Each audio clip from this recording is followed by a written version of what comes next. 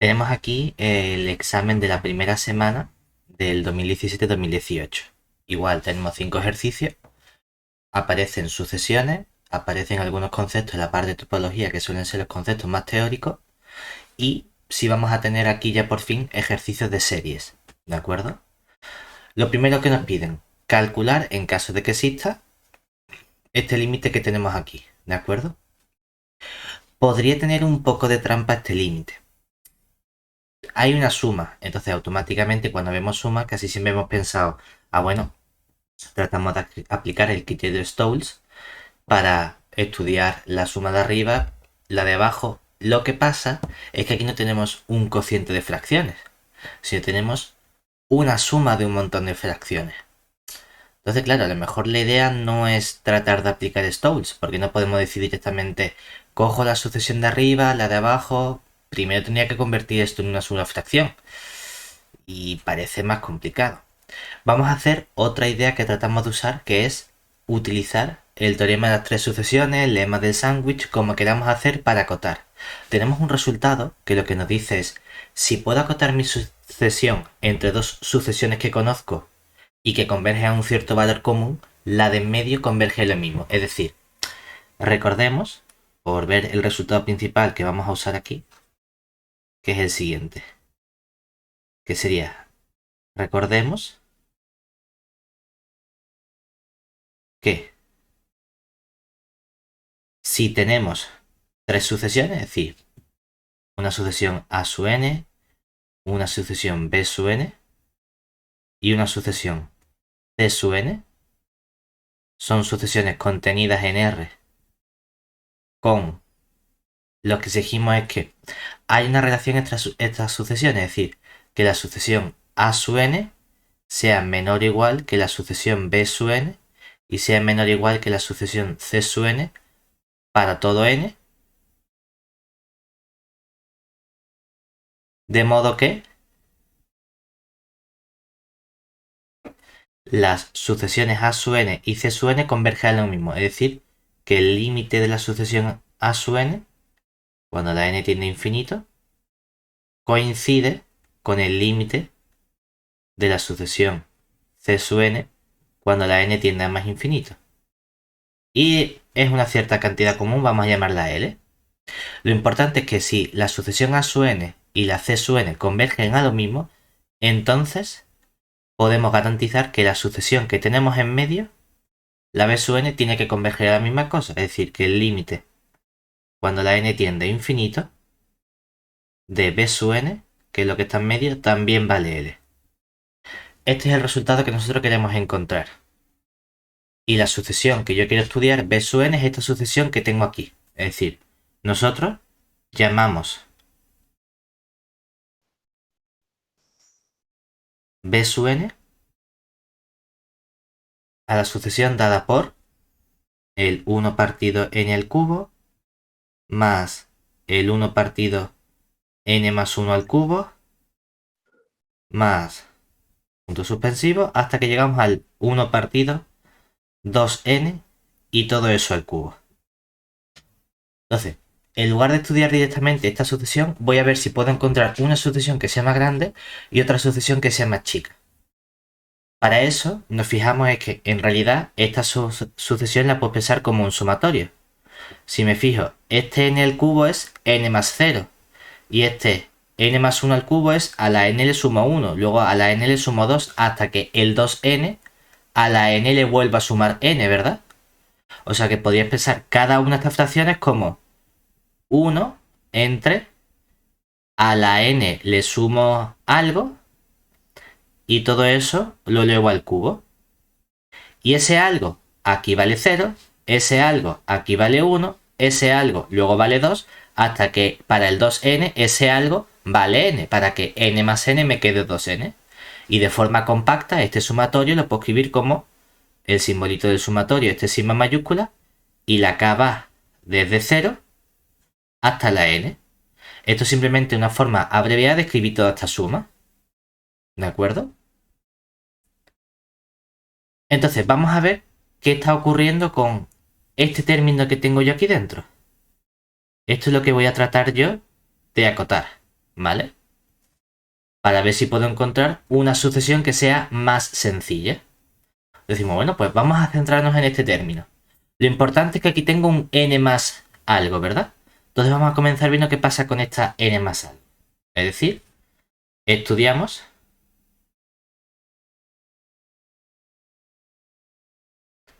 el comportamiento de ese término. ¿Que quién sería? Sería yo quiero estudiar qué ocurre con el n más k. Lo que yo veo es que la k va tomando distintos valores en el sumatorio. Empieza en 0, luego 1, luego 2, hasta que llega a la n. Entonces, ¿cuál es el valor más grande que puede tomar esta k que tengo aquí? Como mucho puede valer n, ¿verdad? O sea que esto es menor o igual la k que n, y esta n que tengo aquí siempre es la misma, ¿verdad? O sea que tengo n más n. Pero como poco, ¿dónde empieza la k? La k empieza valiendo 0. O sea que la k vale 0, luego vale 1, luego vale 2, pero siempre va a tomar seguro un valor más grande que 0. Esta k que tengo aquí también. Y la n que tenía antes, bueno, sigo sumando la n, ¿verdad? O sea que esto es cierto siempre. La k, como está variando desde 0 hasta n, como mucho vale n y como poco vale 0. Pero entonces puedo elevar todos estos términos al cubo y decir, ah, es que si yo lo elevo al cubo, tengo que n más 0 es siempre n, y aquí me queda n al cubo es menor o igual que n más k, y todo eso elevado al cubo. Y en menor, n más n nos queda 2n, que es menor que 2n, todo eso elevado al cubo. Pero en nuestra sucesión que había no aparecía el n más k al cubo multiplicando, aparecía dividiendo. No pasa nada, yo tomo inverso, ¿verdad? Solo que cuando tomamos inverso, cuando dividimos, las desigualdades cambian. Entonces, al dividir, al hacer el 1 partido n más k, todo eso al cubo, ¿qué ocurre? Que esto que era mayor o igual que n al cubo se convierte en menor o igual que 1 partido n al cubo, porque cambia la desigualdad y en vez de ser un menor igual se convierte en el mayor igual. Y el 2n al cubo, que era más grande, ahora se convierte en más chico, es decir, es menor o igual que el 1 partido n más k. Ya estamos casi. En mi sucesión, ¿cuál era el problema? Que no aparecía el término n más k, ¿verdad? Sino que aparecía la suma desde k igual a 0 hasta n de todos estos términos. Bueno, pero yo tengo aquí una desigualdad, todas estas desigualdades son ciertas para todo k que va desde 0, 1 hasta n. Entonces voy a sumar ahora todas estas desigualdades para el 0, para el 1, para el n. Es decir, si yo ahora la sumo y pongo aquí sumatorio desde k igual a 0 hasta n de 1 partido 2n al cubo, todo eso es menor o igual que el sumatorio desde k igual a 0 hasta n del 1 partido n más k, todo eso al cubo, y es menor o igual que el sumatorio desde k igual a 0 hasta n del 1 partido n al cubo. ¿Qué es lo bueno? Lo bueno es que acabamos de conseguir ya por fin nuestra sucesión b sub n. Esta era la sucesión b sub n con la que habíamos comenzado, ¿verdad?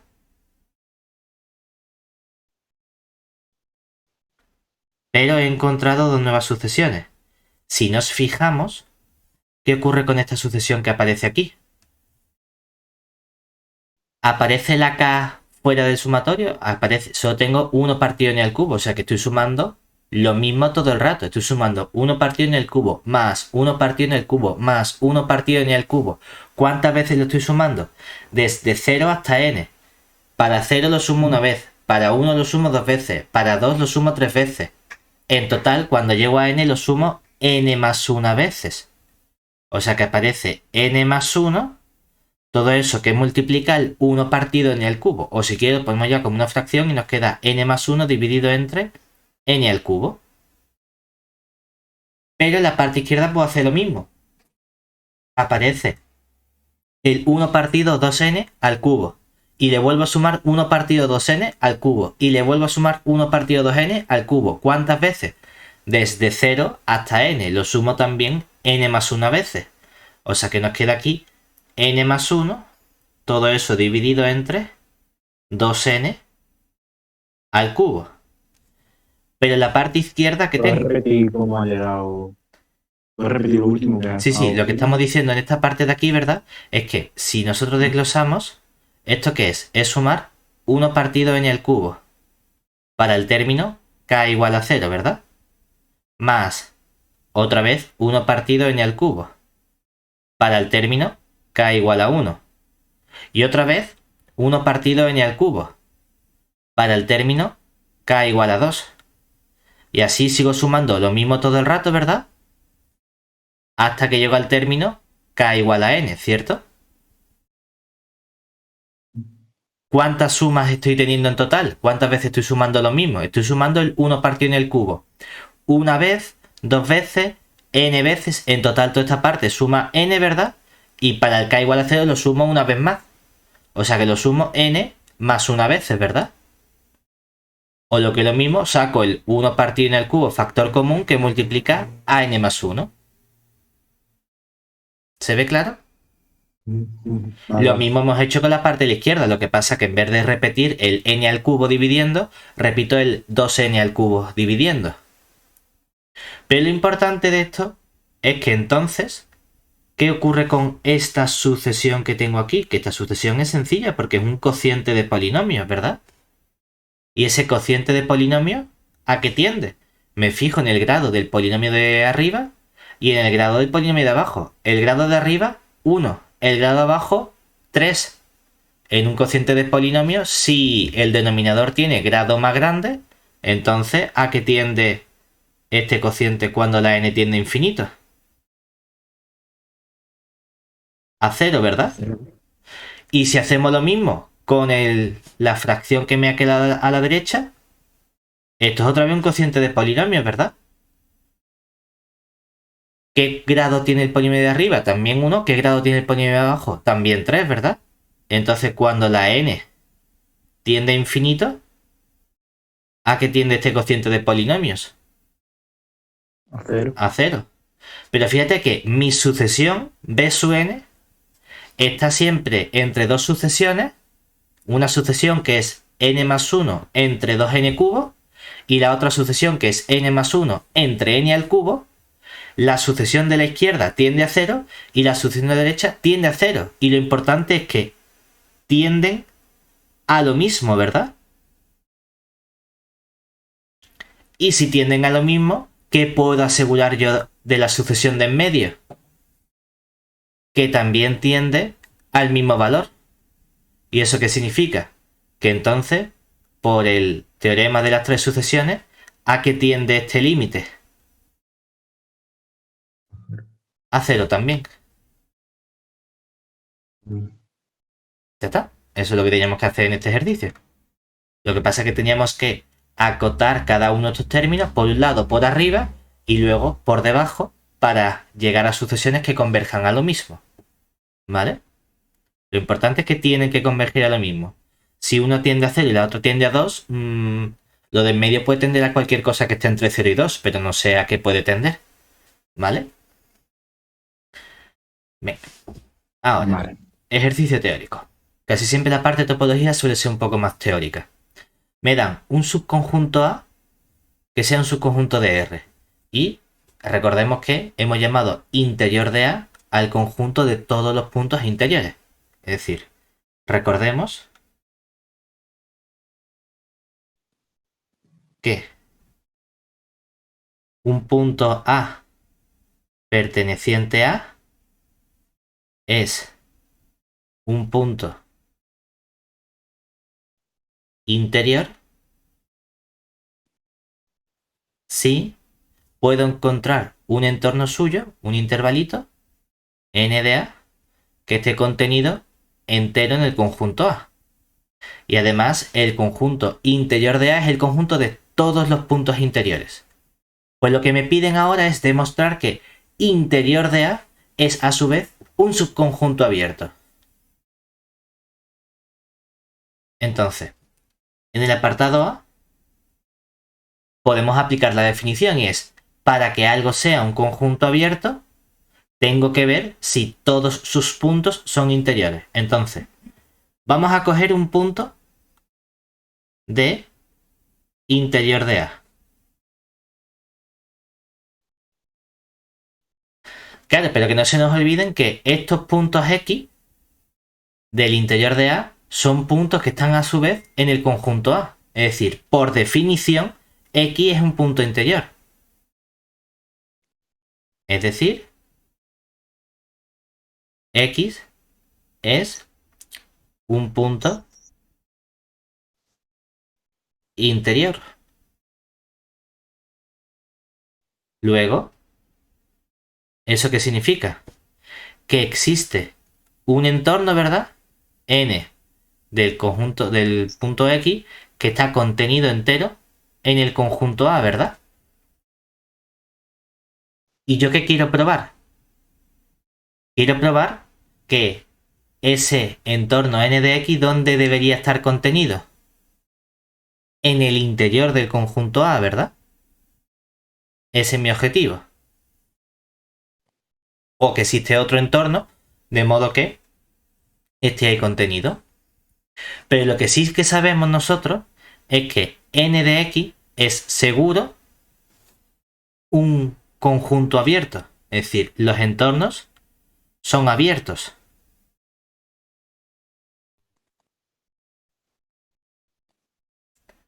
Por lo tanto, como los entornos son abiertos y tengo un punto de ese conjunto, ¿eso qué significa? Que entonces,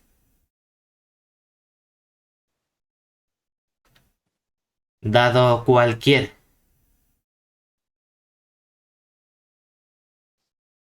punto Y que yo coja del entorno N de X, existe un entorno N de Y que esté contenido entero en N de X. Entonces, ¿qué estamos diciendo? Por hacernos una idea de lo que está ocurriendo, nosotros cogemos todo el conjunto A, ¿cierto? Y hemos cogido un punto X que sabemos que es un punto interior de A.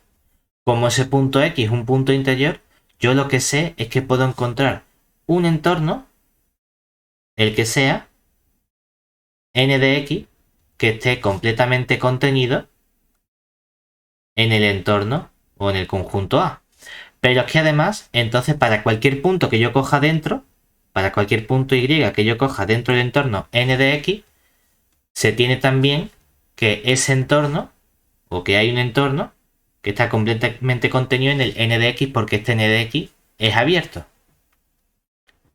Mi objetivo es encontrar un entorno que pertenezca al interior del conjunto A. ¿De acuerdo? Lo que vamos a ver es que nos vale, o siempre vamos a poder encontrar un entorno que esté contenido en ese interior de A. ¿Qué ocurriría si eso no fuese posible? Cuando nos quedamos a lo mejor atascados en demostrarlo de forma directa, vamos a intentar razonar por reducción al absurdo. Yo quiero ver que hay algún entorno del punto X que esté dentro del interior de A. ¿Qué ocurriría si eso no fuese así? Es decir, por reducción al absurdo,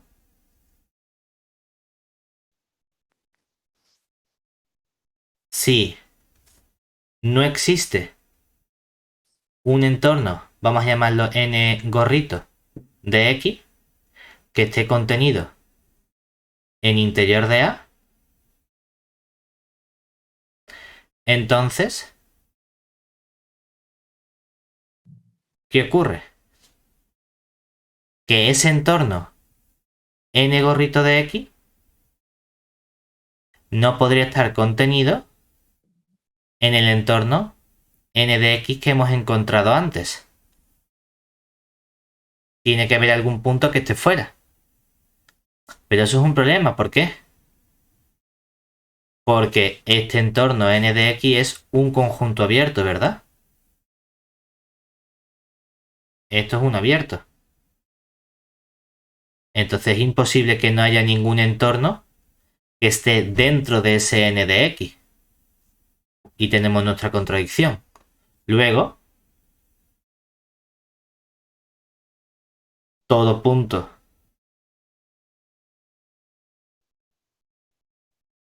del conjunto interior de A es punto interior de dicho conjunto. ¿Y eso qué significa? Que entonces, por definición, el conjunto interior de A es un conjunto abierto, que es lo que queríamos demostrar. Básicamente, lo que hemos visto, o lo que estamos viendo, es que si cogemos nosotros el conjunto de puntos interiores del interior de un conjunto, eso nos queda igual que el conjunto interior de A. ¿Vale? Porque el conjunto interior de A es un conjunto abierto. Cuando aplicamos dos veces interior, se nos queda igual. ¿Vale? ¿Puedes repetir desde un poquito por encima? Sí, lo que estamos diciendo es que el razonamiento que sería, si yo tengo mi conjunto A, ¿verdad? Y tengo mi punto X, que es un punto interior, lo que quiero ver es que hay un cierto entorno, no en A, sino que esté contenido en el conjunto de puntos interiores. Es decir, si llamamos, por ejemplo, a este conjunto de aquí azul, en discontinuo lo llamamos conjunto interior de A, queremos ver que todos los puntos de interior de A son puntos interiores. Entonces decimos, bueno, cojo un punto X.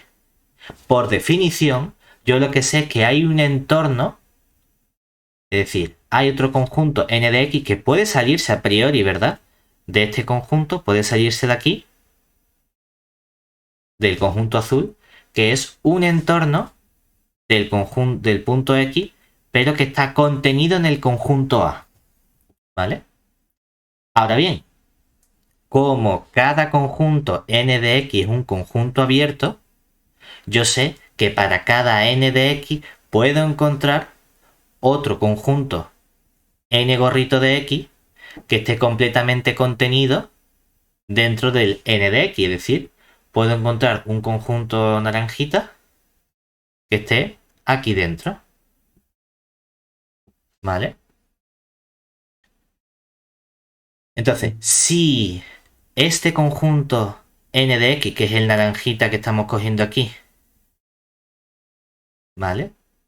Si ese conjunto ninguno estuviese contenido en el interior de A, es que habría algún punto que saldría al final fuera del conjunto n de x, lo cual no es posible, porque siempre que yo encuentre un entorno del x, tiene que estar, o el entorno que yo debo encontrar tiene que estar contenido dentro del moradito. Lo que quiero ver es que si no existiese ninguno que estuviese completamente contenido, se tendría que salir fuera, lo cual no es posible porque cada n de x es en abierto. Entonces siempre puedo encontrar una naranjita que esté aquí dentro. ¿Vale? Ese es el razonamiento que estamos siguiendo aquí.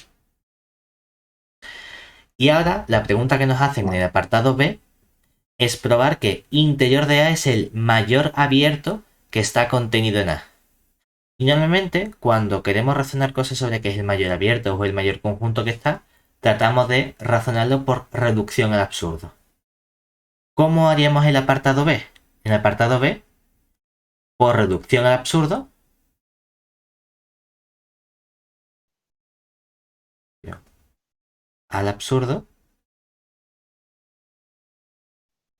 supongamos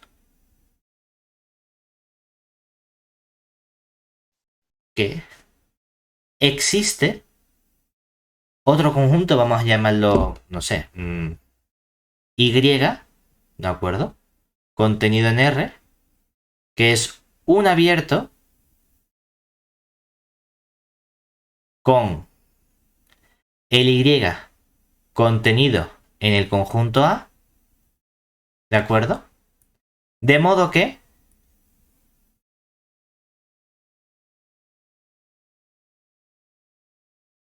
si quiero decir que interior de A no es el mayor abierto, eso significa que interior de A está contenido en Y, pero es que entonces yo tengo la siguiente información. Y es que ese conjunto Y abierto es un subconjunto de A, ¿verdad? E interior de A es un subconjunto de Y. Es decir, tenemos una cadena de desigualdades, ¿no? Tenemos que el interior de A es un subconjunto de Y y esto es un subconjunto de A, ¿verdad? Es decir, que en cierto modo hemos dicho, yo tengo mi conjunto Y,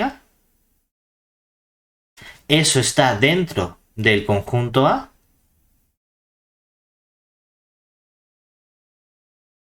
pero es que además el conjunto interior de A está dentro del Y.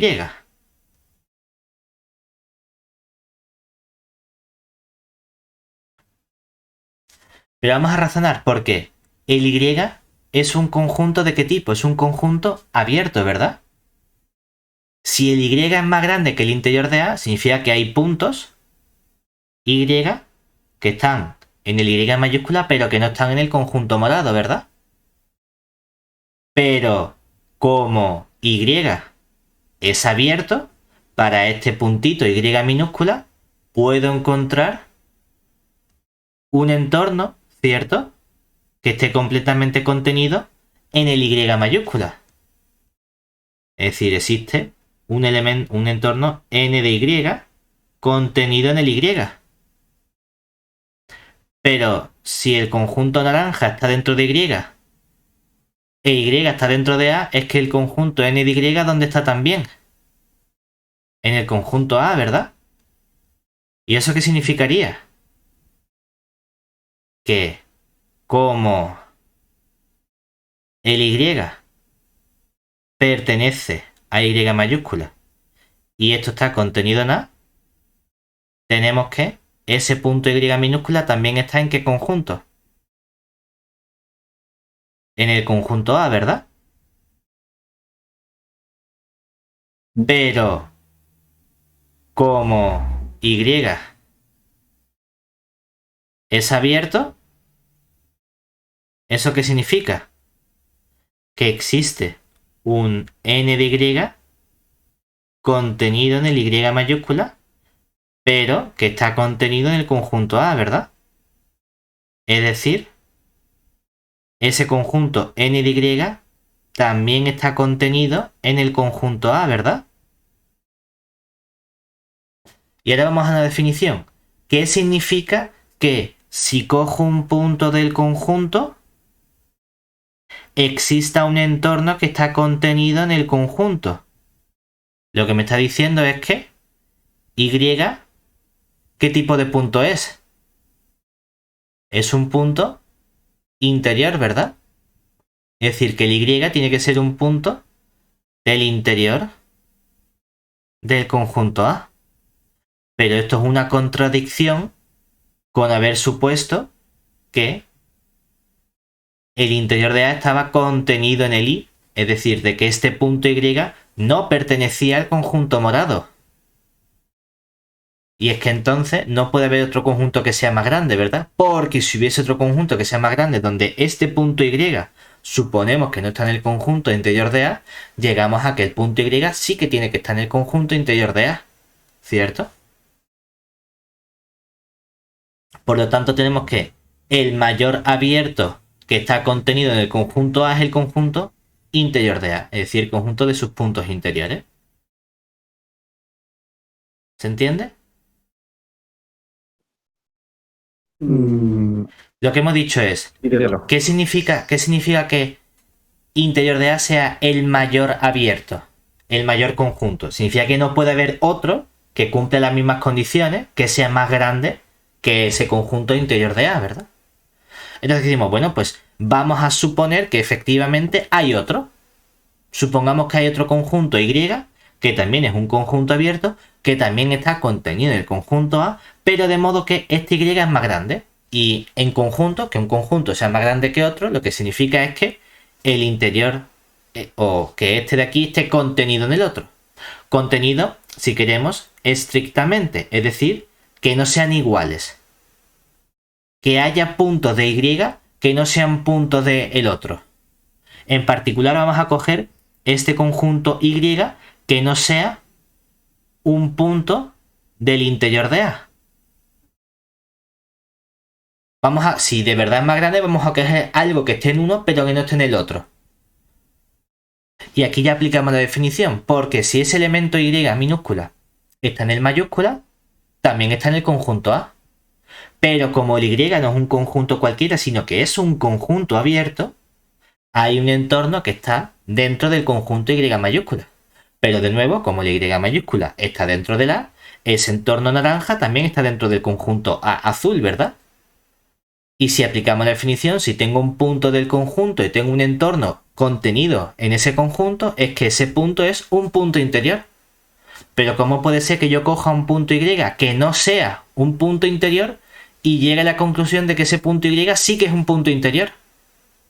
Pues que lo que yo he supuesto es erróneo. ¿Y qué había supuesto? Que había puntos de Y que no estaban en interior de A. Por lo tanto, no puede haber otro conjunto Y más grande que el conjunto interior de A. El conjunto más grande tiene que ser todo el interior de A. ¿Se entiende ahora? Sí. Ya está. Esto es lo que nos piden en este ejercicio. O sea que con eso tenemos ya 4 puntos. Vamos ahora a algunos de límites. Aquí tenemos un ejercicio sencillito en el que me piden simplemente calcular este límite. Me parece, bueno, es muy fácil. La única dificultad que tiene es que aquí aparece una raíz cúbica. ¿De acuerdo? ¿Por qué? Porque estamos muy acostumbrados cuando trabajamos con raíces cuadradas a utilizar ese truco del conjugado, ¿cierto? Es decir, multiplico arriba y abajo por lo mismo, pero cambia de signo para eliminar las raíces. Claro, aquí ya es un poquito más complicado. ¿Por qué? Porque tengo una raíz cúbica, entonces a lo mejor no es simplemente multiplicar por esto cambia de signo. Pero vamos a pensar por qué tenemos que multiplicar. Entonces, fíjate, supongamos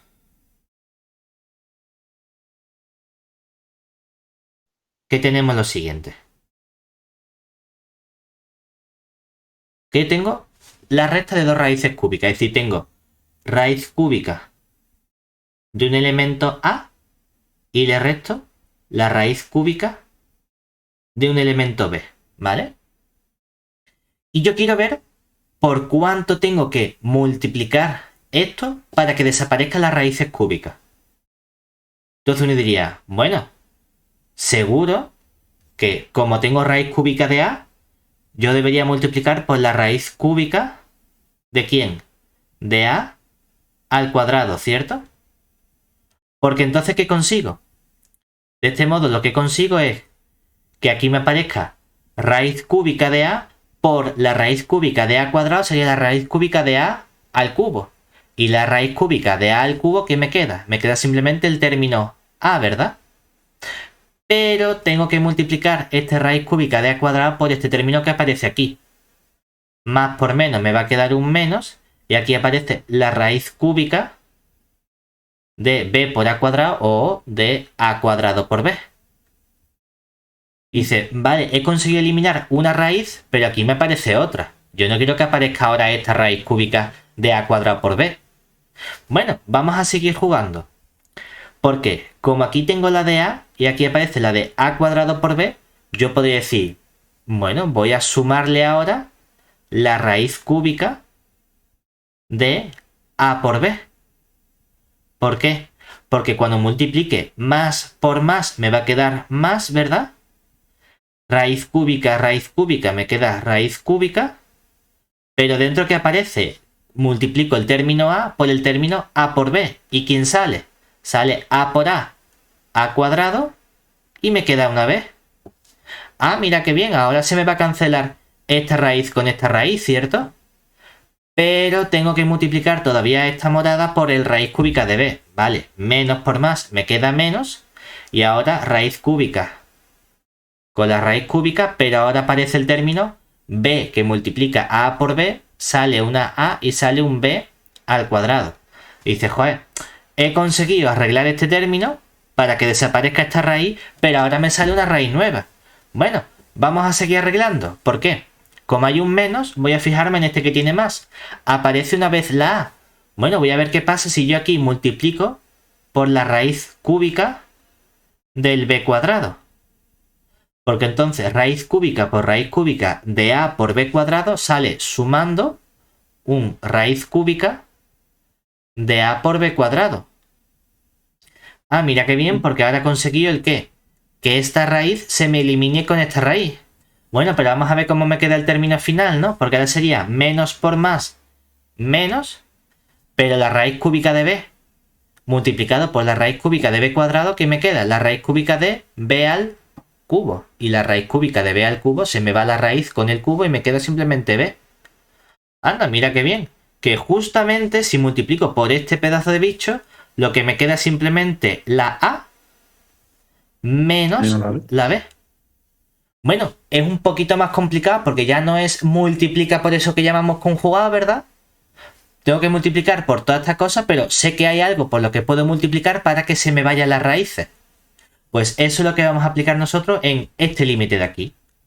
Es decir, ¿cómo calculo yo el límite cuando x tiende a más infinito de la raíz cúbica de este bicho que sería x cubo más x cuadrado menos x? Que no se nos olvide que esto que aparece como menos x lo puedo escribir o interpretar si quiero como la raíz cúbica de x al cubo, ¿verdad? Entonces decimos, ah, pues mira, lo que voy a hacer va a ser multiplicar arriba y abajo por lo mismo, porque sé que al final, ¿quién me va a quedar? Me va a quedar el término de dentro de la raíz, que sería esta a, es decir, la a, ¿quién es aquí? La a es x al cubo más x cuadrado, y le voy a restar lo que aparece dentro de la otra raíz cúbica. ¿Quién aparece dentro de la otra raíz cúbica?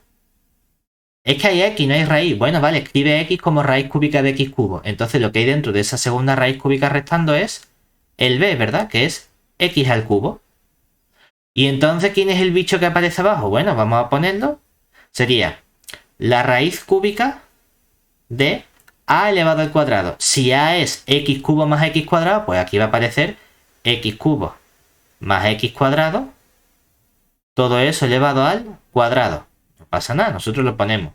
Y luego voy a poner más la raíz cúbica de ¿quién? De a por b. ¿Quién es a? A es x al cubo más x cuadrado. ¿Y quién es b? B es x al cubo. Bueno, vale. Y luego voy a sumar la raíz cúbica de b al cuadrado. Si la b es el x al cubo, pues me queda x al cubo al cuadrado, que puedo poner directamente x a la sexta, ¿no? ¿Hasta ahí bien? Bueno, pues vamos a ver también qué términos podemos ir nosotros simplificando. Si nos fijamos, arriba tengo el límite cuando x tiende a más infinito de el x cubo que tengo aquí. Con el x cubo se me cancela y ¿quién me queda simplemente? X al cuadrado. Vale, pues arriba aparece un x al cuadrado. Y abajo voy a sacar de cada raíz el término de mayor grado. Aquí como aparece x cubo todo eso al cuadrado, al final va a ser x cubo al cuadrado es x a la sexta, ¿verdad? O sea que puedo sacar un x a la sexta de la raíz cúbica. Pero ¿cómo sale el x a la sexta de la raíz cúbica? Hago la raíz cúbica de x a la sexta, que es un x al cuadrado, ¿cierto? Y multiplico aquí por la raíz cúbica Si he sacado un x cubo factor común de aquí dentro, me queda un 1 y me queda un 1 partido por x, todo eso al cuadrado. De este término saco también un x a la sexta, que sale fuera de la raíz como un x al cuadrado. Y multiplica x al cubo por x al cubo. Sería 1 y x cuadrado por x al cubo, x a la quinta, que me queda 1 partido por x. Y todo eso raíz cúbica. Y por último, es que directamente no tengo nada que sacar factor común como tal, porque si me queda simplemente más x al cuadrado, ¿verdad? Lo importante que es que entonces ahora me fijo en que abajo también tengo un x al cuadrado, un x al cuadrado y un x al cuadrado. Que este lo saco factor común y se me simplifica con el x cuadrado que tengo arriba multiplicando, ¿cierto? Y entonces, ¿a qué tiene todo este límite? Arriba me queda 1. ¿Y abajo? ¿A qué tiende 1 partido por x? Cuando la x tiende más infinito, 1 partido por x tiende a 0. 1 más 0 es 1. 1 al cuadrado, 1. Y la raíz cúbica de 1 nos queda 1. Luego aparece algo sumando. Pero 1 partido por x tiende a 0. 1 más 0 es 1. Y la raíz cúbica de 1 es 1 también. Y aquí directamente, cuando saco el x cuadrado factor común, multiplica a un 1. Y entonces el resultado sería simplemente un tercio. ¿Hasta ahí bien? Sí. Pues ya tenemos los 6 puntos. Venga. Estos ejercicios tienen algunos truquitos, ¿no? Pero cuando trabajamos con ellos, son simplemente la misma idea. Siguiente ejercicio. Funciones. Me dan una función. Me piden estudiar la función y dibujar su gráfica. Lo primero que vamos a hacer nosotros va a ser calcular el dominio de esta función, para saber dónde tiene sentido que representemos la gráfica. Decimos, venga, pues comenzamos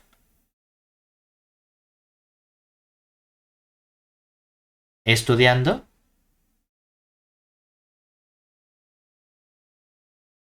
su dominio.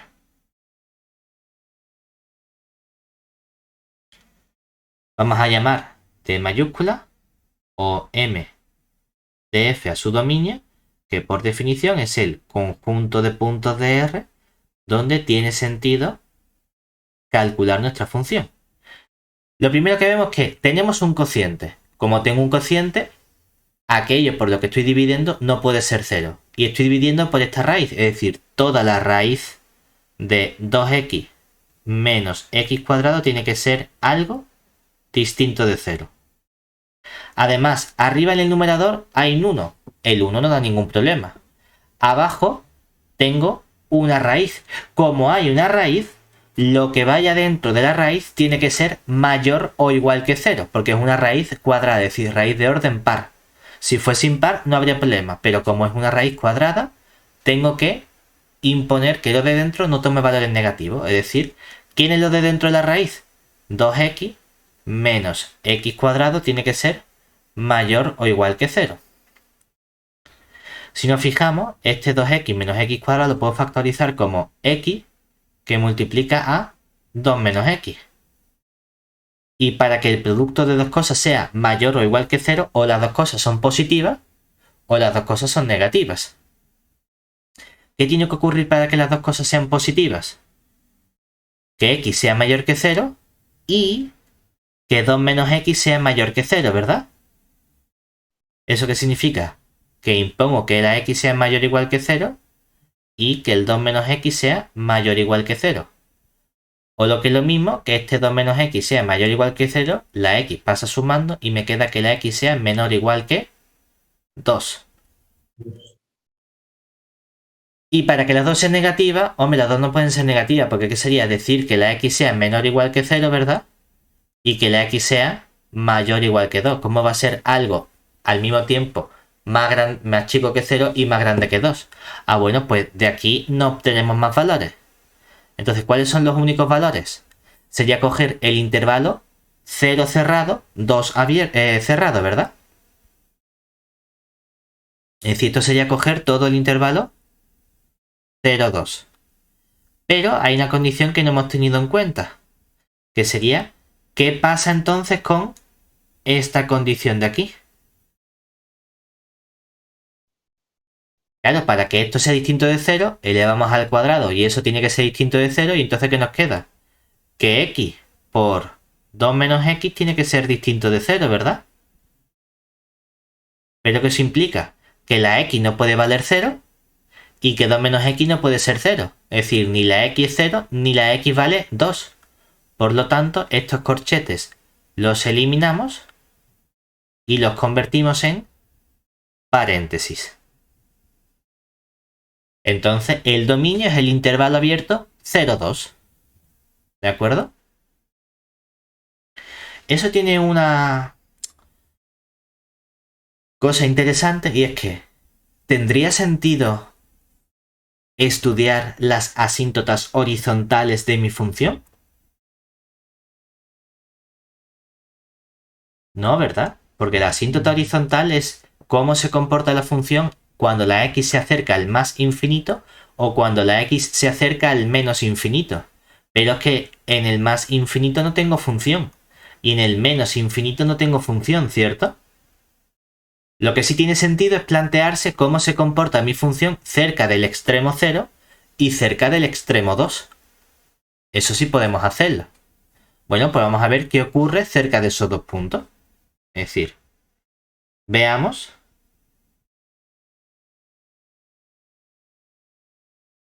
qué ocurre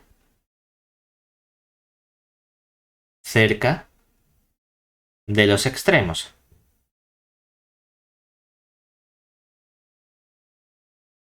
Si somos muy formales, quiero estudiar el límite cuando x se acerca al 0, pero siempre se acerca por la derecha, ¿verdad? Porque por la izquierda no hay función de f de x, que sería el límite cuando la x se acerca al 0 de la función 1 partido la raíz de 2x menos x al cuadrado.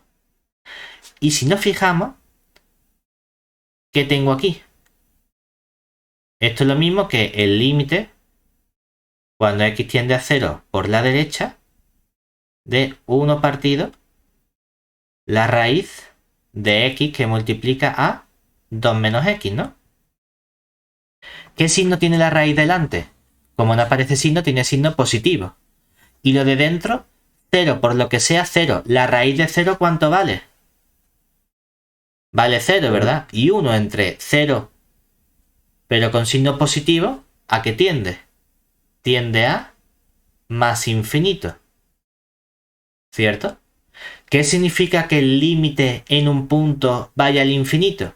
Significa que en ese punto hay una asíntota vertical, es decir, en x igual a 0, en x igual a 0, hay una asíntota vertical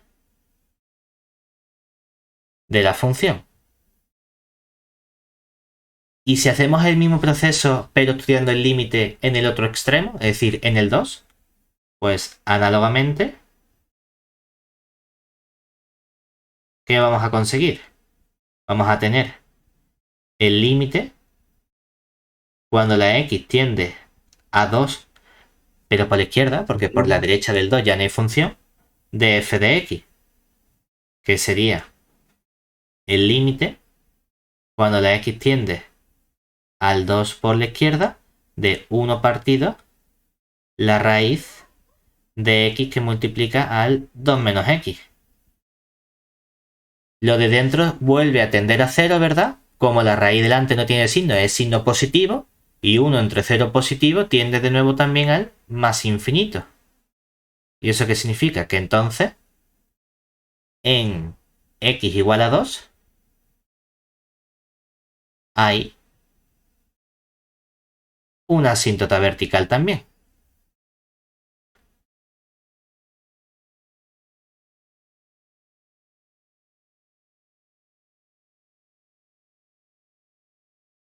¿Qué más información podemos obtener nosotros de nuestra función? Bueno, hay una información sencilla que siempre podemos estudiar los puntos de corte con los ejes, bien con el eje horizontal o bien con el eje vertical, ¿cierto? Si nos fijamos aquí, en cuanto a los puntos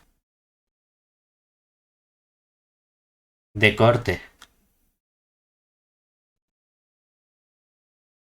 con los ejes, ¿qué podemos afirmar? Bueno, tengo dos ejes, ¿no? El eje horizontal o X. ¿Qué tengo que imponer? Tengo que imponer que la Y valga 0, ¿verdad? Pero ¿quién es la Y? La Y es mi f de X. Claro, de aquí ¿qué tendría que resolver? Tendría que ver cuándo 1 partido la raíz de 2x menos x al cuadrado vale 0, ¿cierto? Pero ¿esto se hace 0 en algún punto? En ningún punto, ¿verdad? Bueno, pues eso significa que no hay puntos de corte con el eje horizontal. No pasa nada, es decir, no hay puntos de corte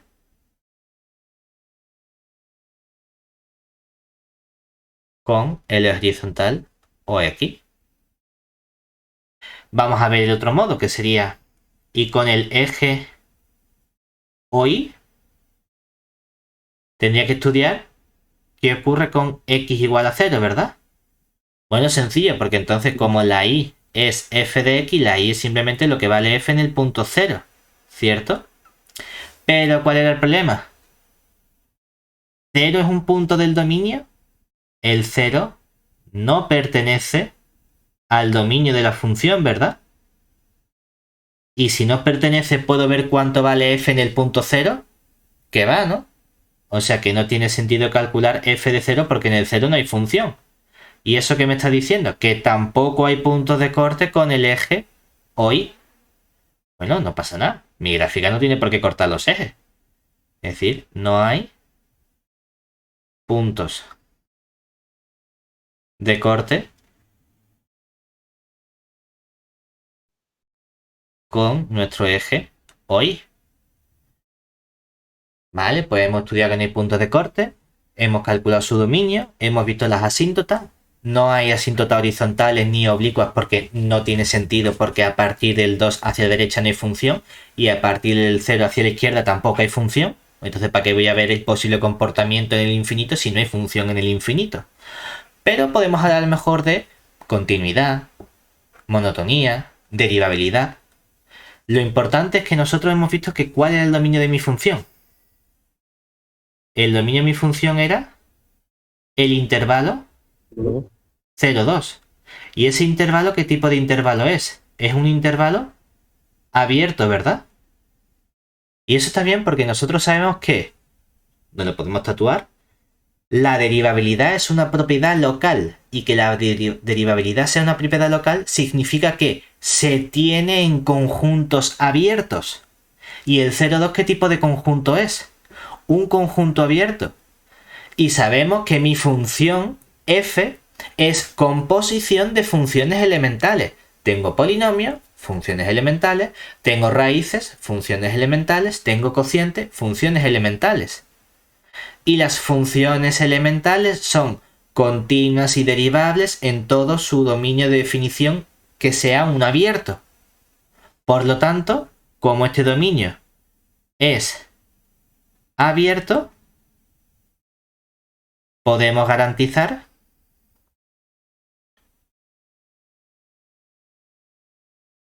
que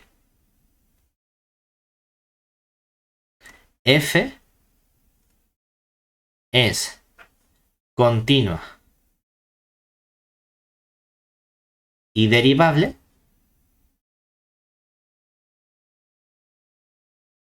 en todo el dominio 0,2 y eso sería por ser composición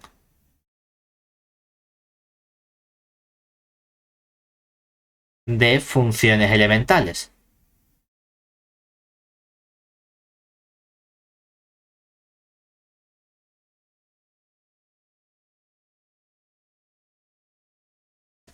Bueno, si es continua, genial, y derivable, significa que puedo calcular su derivada en cualquier punto del intervalo 0,2, ¿no? Bueno, pues vamos a calcular esa derivada, a ver cuánto vale y a ver qué más información obtenemos nosotros de la derivada.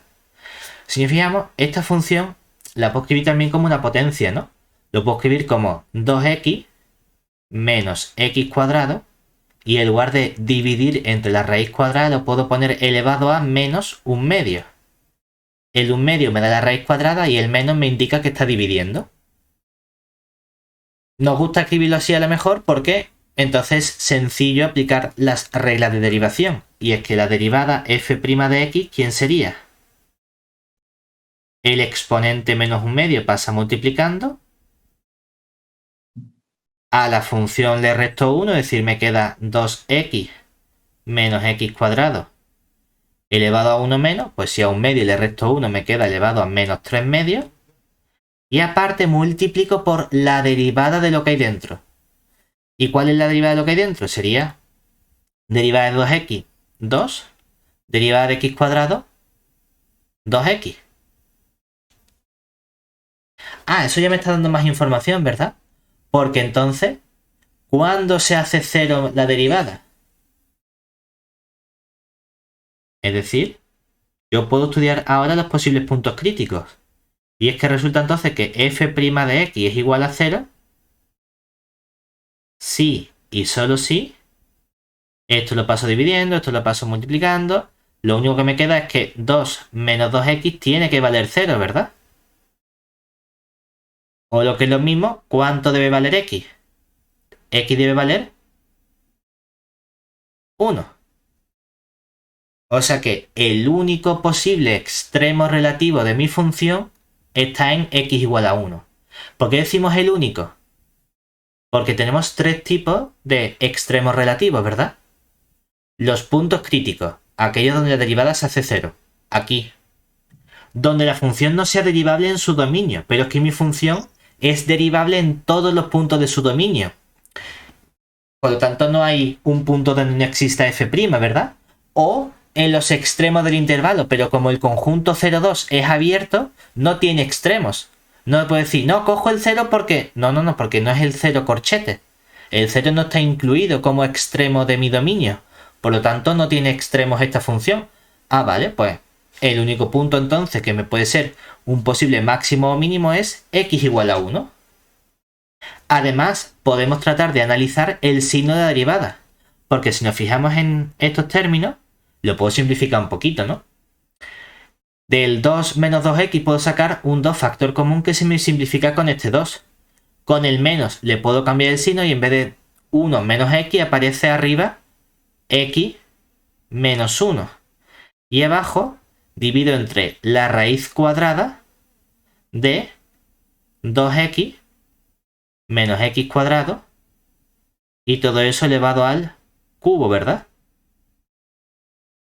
Pero lo importante es que nosotros podemos analizar entonces el comportamiento que tiene la derivada a la izquierda y a la derecha del 0. ¿Qué comportamiento tiene mi función a la izquierda del 0? A la izquierda del 1. Si nos fijamos, si a algo un poquito más chico que 1 le resto 1, como en la derivada. Si por ejemplo cojo 0,5, si a 0,5 le resto 1 me queda menos 0,5, que es algo negativo. Y lo de abajo, el signo que tiene la raíz delante es siempre positivo. Negativo entre positivo nos queda menor que 0. Es decir, que la función como es decreciente, ¿verdad? Y además, a la derecha, si vale por ejemplo 1,5, 1,5 menos 1 es 0,5, que es positivo. Por lo tanto, si la derivada es positiva, es que la función como es a la derecha. Creciente, ¿verdad? ¿Y eso qué significa? Que en el punto x igual a 1, ¿qué tipo de extremo relativo hay?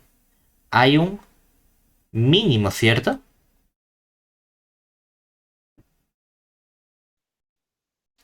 Pues ya tengo toda la información que me hace falta para poder dibujar su gráfica. Bueno, pues vamos a dibujarla, ¿no? Porque ya podemos representar la gráfica de la función.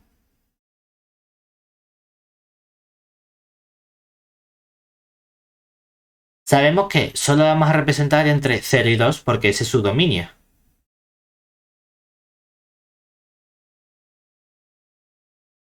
Entonces, aquí tenemos y, aquí tenemos el 0, aquí tenemos la x. Sé que si por ejemplo pongo el punto 2 aquí, por aquí tengo el 1, ¿verdad? Y hemos visto que tiene dos asíntotas, ¿no? ¿Tiene asíntotas dónde? En x igual a 0 y en x igual a 2. Ahí tiene asíntotas verticales, es decir, x igual a 0 y x igual a 2 son asíntotas verticales.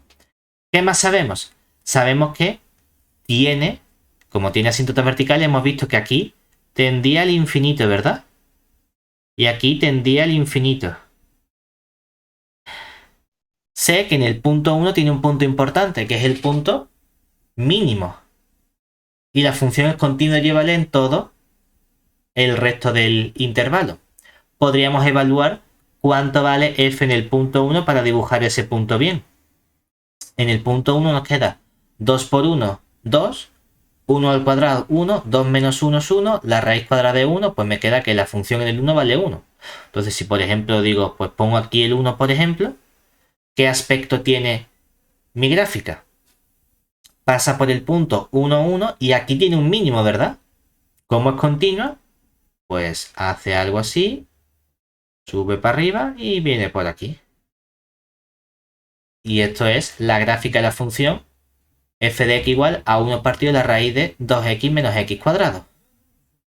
Uno puede decir, ¿es que parece una parábola? Ya, la diferencia de una parábola es que la parábola no tiene asíntotas verticales. Se va al infinito, mientras que esto explota, tiene una asíntota vertical aquí en el 2 y en el 0. Y esta sería la gráfica de y igual a f de x. ¿Hasta ahí todo bien? Perfecto. Venga, ahora ya tenemos los 8 puntos, ahora vamos por el 10 por la matrícula. Último ejercicio, vamos a trabajar con series. Series es uno de los temas importantes que siempre suele caer. Entonces, vamos a ver. Aquí tenemos dos conceptos que nos piden estudiar aquí sobre esta serie, que es el concepto de la convergencia absoluta y la convergencia condicional. Entonces, ¿qué significa cada cosa? Una serie lo único que es una nueva herramienta que me permite pasar de sucesiones a sumas. ¿Por qué? Supongamos que tenemos una sucesión, es decir, si tenemos a sub n contenido en R, sucesión. Bueno, pues podemos estudiar otra sucesión, por ejemplo. Sobre esta sucesión a sub n yo puedo estudiar límites, hemos visto sucesiones por recurrencia, hemos visto distintas cosas que podemos hacer, pero la información referente a sucesiones ya la conocemos. Cómo estudiar su límite, cómo acotarla, etc. Pero puedo hacer nuevas cosas. Por ejemplo, puedo montarme una nueva sucesión a partir de esta. Por ejemplo, voy a llamar S sub 1 va a ser el primer término. Bueno, no hemos hecho nada nuevo, ¿no? Vamos a coger S sub 2, que sea el primero más el segundo. Vamos a coger S sub 3, que sea el primero más el segundo más el tercero. Vamos a coger en general S sub n, que sea el primero más el segundo más hasta el término enésimo. Entonces, ¿qué estoy construyendo? Estoy construyendo una nueva sucesión, ¿verdad? Una sucesión S sub n, que a su vez también es una sucesión que está contenida en R, ¿verdad? Lo único que no es una sucesión cualquiera, sino que cómo he construido esa nueva sucesión, sumando de forma sucesiva todos los términos de la sucesión original que a mí me han dado, ¿cierto? Pues como esto no es una sucesión cualquiera, que te he dicho, no, tú coges 1 partido por n y ahí voy a coger n cuadrado. No, no, no, no. Estamos cogiendo de lo que tú me has dicho, yo voy a ir sumando poquito a poco. Pues esta sucesión recibe un nombre. Y el nombre que recibe es el nombre de serie. Es decir, a esto lo vamos a llamar serie. Que no se nos olvide que una serie es simplemente una sucesión. Y como es una sucesión, me interesa calcular el límite de esa sucesión. Solo que también vamos a tener en cuenta que estoy sumando cosas. Entonces, por ejemplo, para esta sucesión estamos viendo que estoy sumando distintos términos.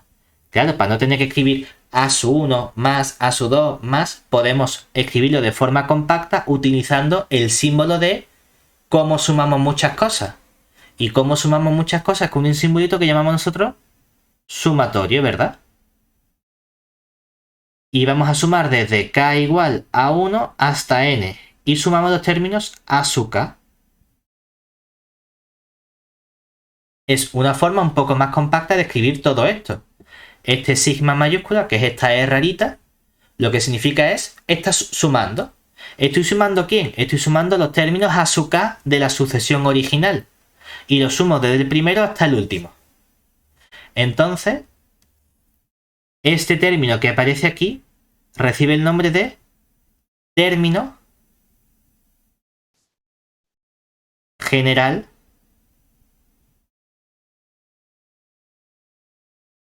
de la serie.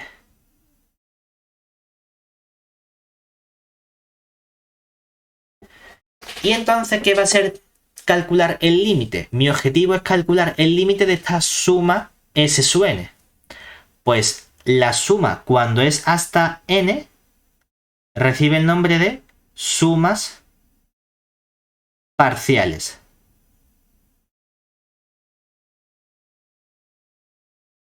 Claro, sumar cosas ya empieza a ser más complicado. Porque tengo que ser capaz de encontrar una expresión para esta suma para poder calcular este límite. Porque hemos visto, por ejemplo, cuando aplicamos Stokes y demás, o como el primer ejercicio, que tenía un montón de cosas sumando, que cuando tienes cosas sumando no es fácil estudiar el límite. Porque si aumenta la n, cada vez tienen más sumandos. Entonces hay que tener cuidado, no es tan sencillo como aparenta.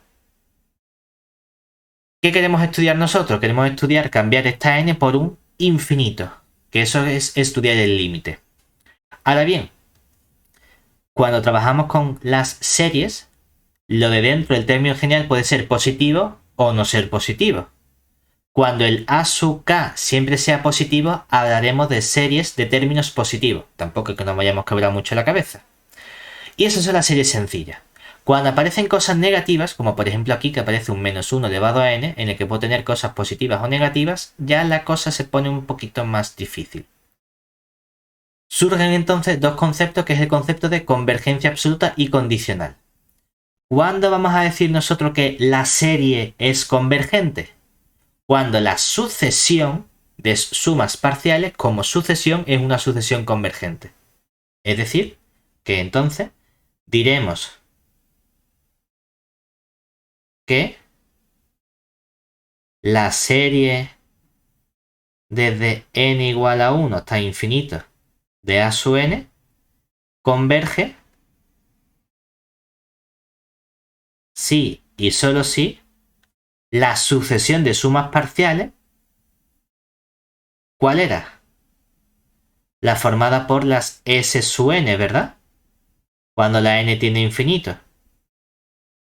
Es decir, esto es el límite cuando la n tiende a infinito de las sumas parciales desde k igual a 1 hasta n de la sucesión a sub k. El problema es esta parte de aquí, que esto es difícil de calcular. Y como es difícil de calcular, vamos a tener distintas herramientas que me permiten estudiar si la serie es convergente o no. ¿Vale? Además, vamos a hablar de convergencia absoluta y condicional en función de lo que ocurre con esta a sub n. ¿Por qué? Porque diremos que la serie sumatoria de n igual a 1 hasta infinito de a sub n converge absolutamente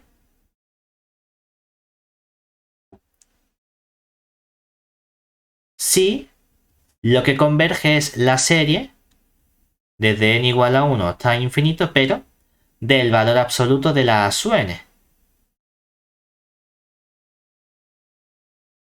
Mientras que diremos que la serie desde n igual a 1 hasta infinito de a sub n converge condicionalmente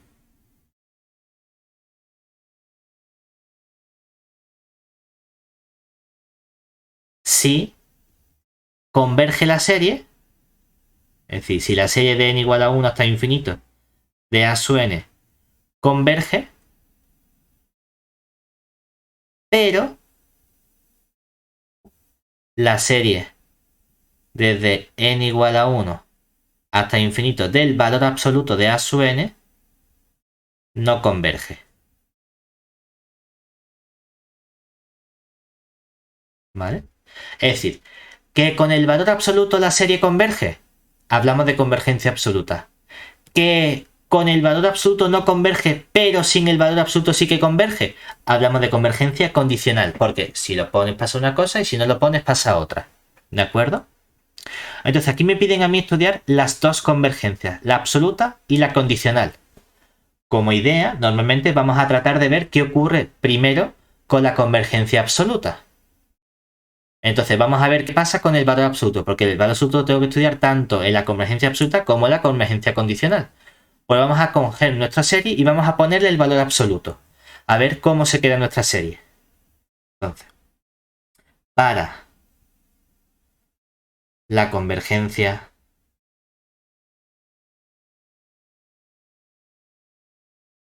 absoluta, estudiamos qué ocurre con el sumatorio desde n igual a 1 hasta infinito y colocamos un valor absoluto, ¿verdad?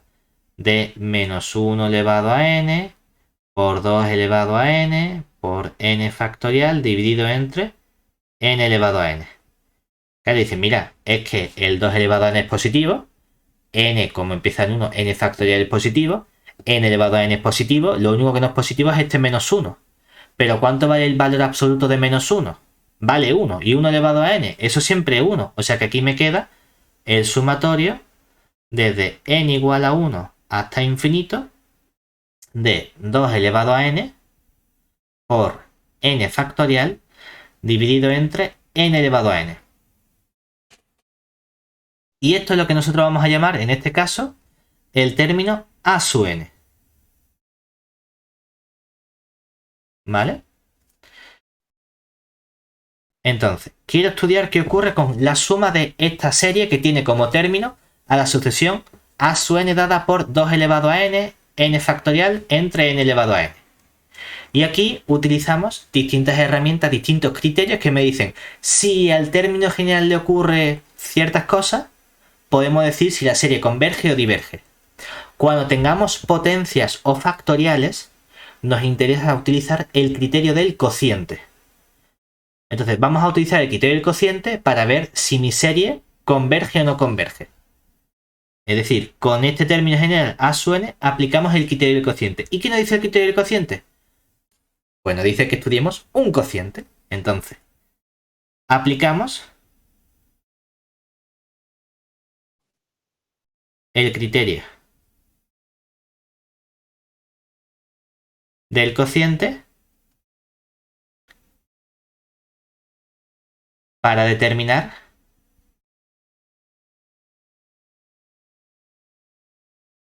la convergencia de la serie.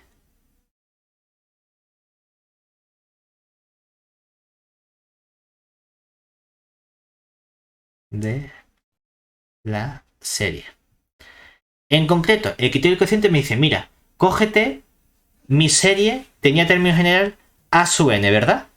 Pues vamos a coger el término a su n más 1 y lo vamos a dividir entre el término a su n. A ver qué pasa. ¿Vale?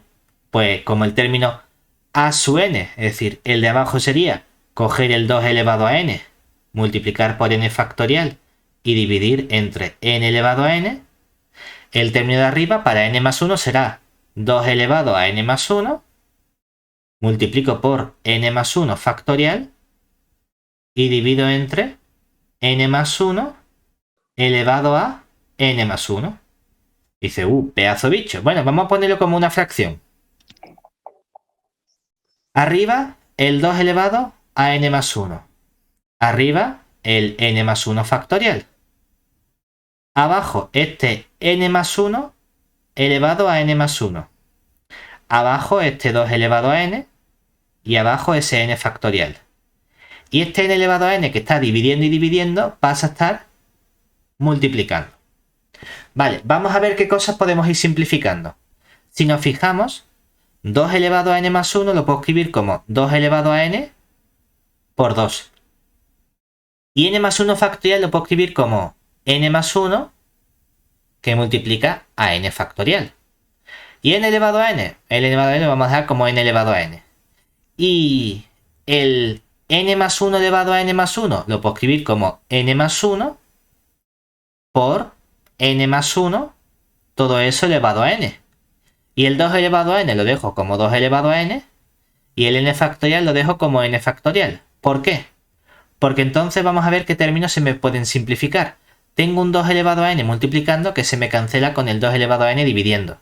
Y tengo un n factorial que se me simplifica con el n factorial. Y tengo un n más 1 que se me simplifica con este n más 1. ¿Qué es lo que nos ha quedado entonces? Nos ha quedado simplemente el 2. Y aquí nos queda un n elevado a n.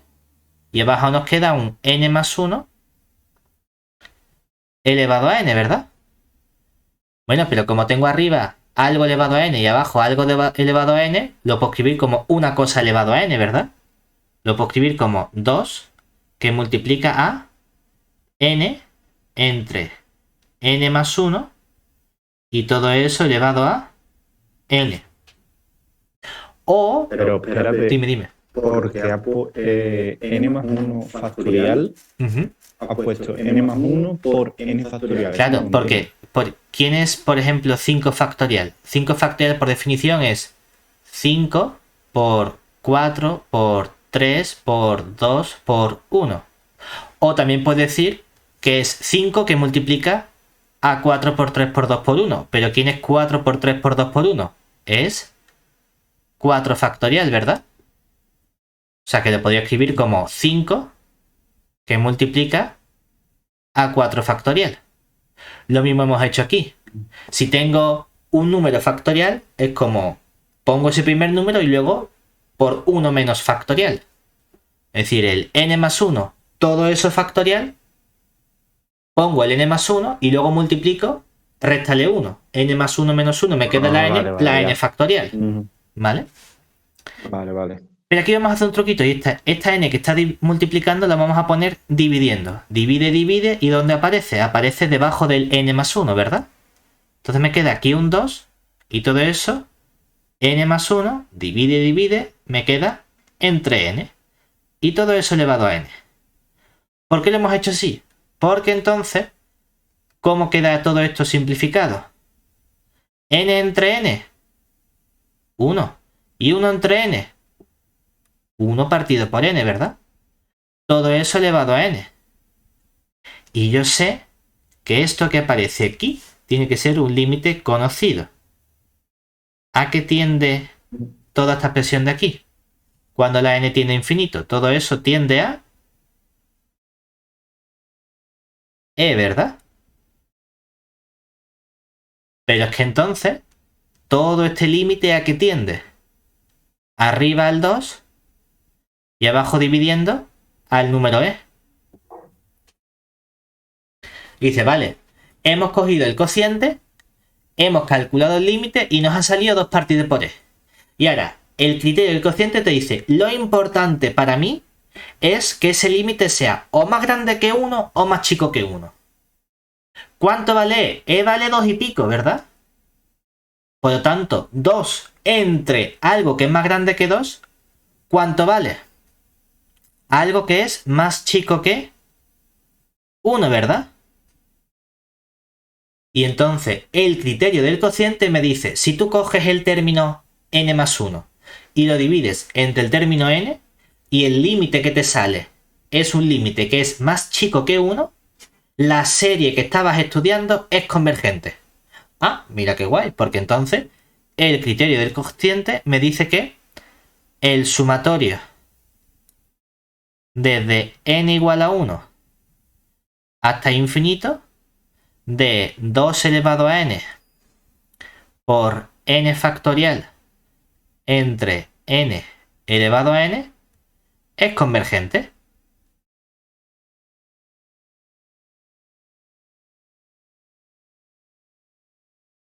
Pero ojo, porque yo no había comenzado en esta serie, ¿verdad? Había comenzado en esta serie con el menos 1 elevado a n.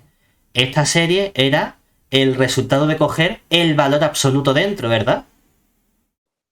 Pero es que hemos visto que si la serie con el valor absoluto converge, es que ¿cómo se llama la serie? Se llama absolutamente convergente, ¿verdad? Por lo tanto, ¿qué podemos concluir?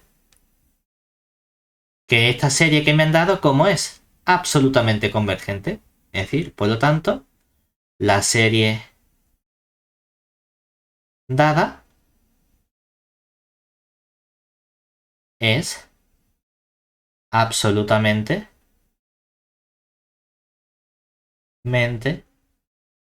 convergente.